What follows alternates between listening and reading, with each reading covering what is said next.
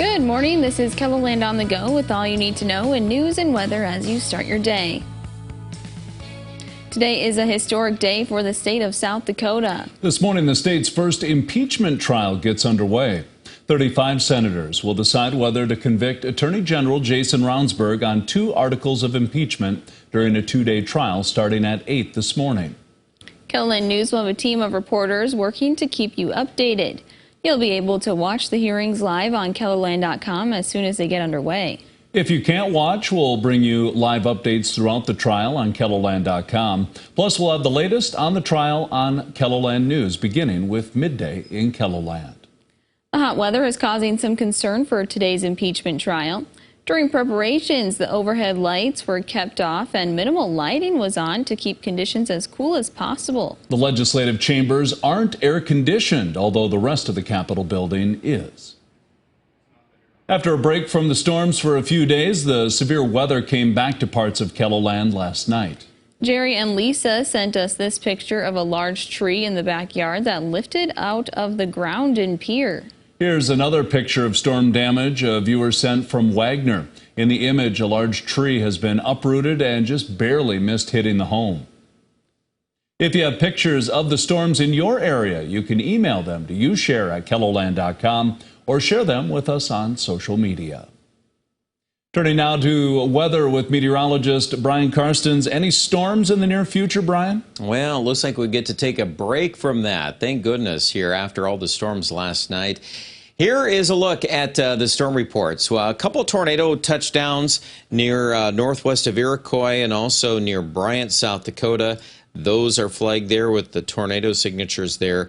A lot of the damage last night resulted from straight line winds. The Pierre area had winds that topped close to 80 there at the airport, and of course we ended up with a strong line of winds that headed up toward Faulkton and Aberdeen. Some of those numbers were easily over 70. Sioux Falls ended up with an 82-mile-an-hour wind gust at the airport. So a lot of that too, along with some, well, rain in spots, 6,200s yesterday, Mobridge area, and just south and east of Watertown, parts of Dual County, locally 2 inches of rain. Then they had hail and rain in Brookings last night and had about 8/10 at the official site there at the airport. Well, highs today, Sioux Falls 88. It's a little cooler out there. The wind is picking up out of the northwest. We'll take a look at the rest of your weather coming up in just a few minutes.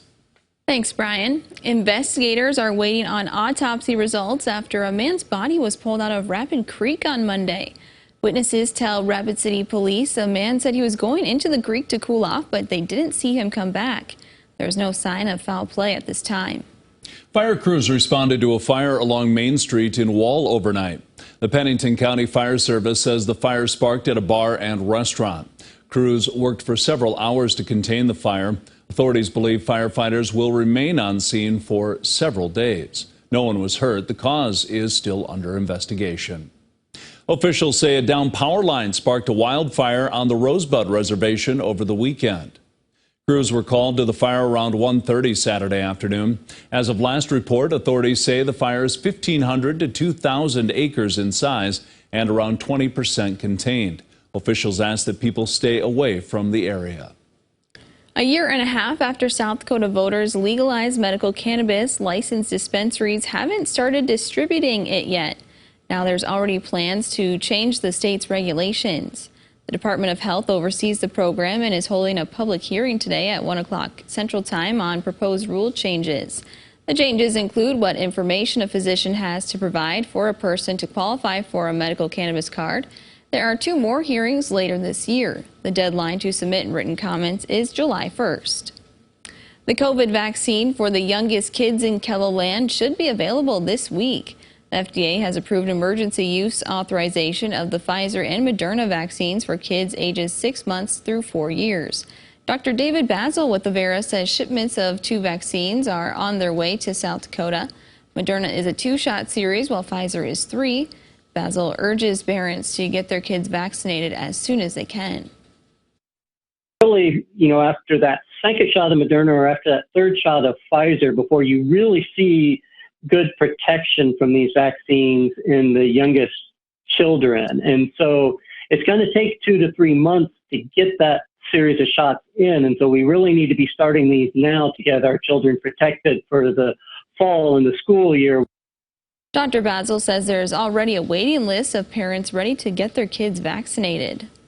Just a little over a year ago, a Nebraska teen was airlifted to Sanford Health in Sioux Falls after being pinned under a UTV for close to an hour. 14-year-old Landon Kaiser has undergone more than 50 procedures since the crash and now visits Sioux Falls twice a week as he works to regain full use of his legs. Despite some setbacks in his recovery, Landon's parents say he remains determined to get back to the sports he loves. We're very proud of his accomplishments and how hard he's worked. And, to overcome all the mental aspects is a big deal. The mental's half the battle also of overcoming that and the physical. So if he can overcome both of them, that's a champion at heart. Digital reporter Jasmine Jackson shows you Landon's journey to recovery in this KELOLAND.com original, online now. A friendly competition starts today in Rapid City to address a critical blood shortage. The Guns and Hoses Blood Drive starts today and runs through Thursday. People who donate can choose to support either Team Fire or Team Police to see which group can recruit the most donors. The blood drive will start at 11 a.m. and will be set up in the Uptown Mall next to Traders Market. Temperatures will once again approach 90 degrees across parts of KELOLAND today. The Union Gospel Mission in Sioux Falls offers cool showers every afternoon.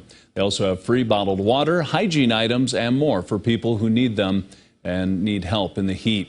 This week, staff will take part in education sessions on dehydration and burns. We put in brand new showers at the men's center for that reason, so we can accommodate for this extreme heat. If you'd like to donate bottled water, you can take it to the Union Gospel Mission's main office Monday through Friday. That's a look at some of our top stories. Now let's get one last look at your weather with meteorologist Brian Karstens. Brian? All right, weather today, well, not as hot. We're going to see those high temperatures in the 80s for the most part here. A westerly wind at 20 to 35 miles per hour in northern South Dakota. We would expect here for tonight. Mainly quiet skies, too. Dry weather. Lows will be in the upper 50s to low 60s. And then for tomorrow, a little warmer. We could pop up with a few 90s in central and western South Dakota. But overall here, I would say fairly tame forecast. No severe weather mentions at all. Hotter weather Thursday. I do want to bring that up as we're looking at some 90s here across the northern plains.